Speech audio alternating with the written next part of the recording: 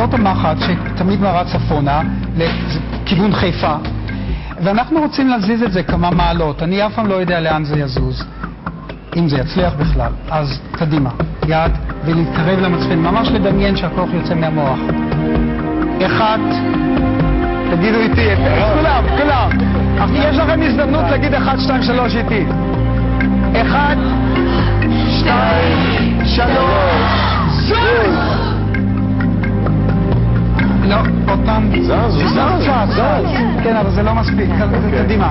תאמינו בזה, כן? אוקיי. 1, 2, 3, זוז! יאללה, לא מספיק. אתם יודעים מה? כולם פה בעולם, תנו ידיים אחד לשני. קדימה, כולם. תחזיקו ידיים, ואני רוצה שהידיים יגיעו אליי לבמה.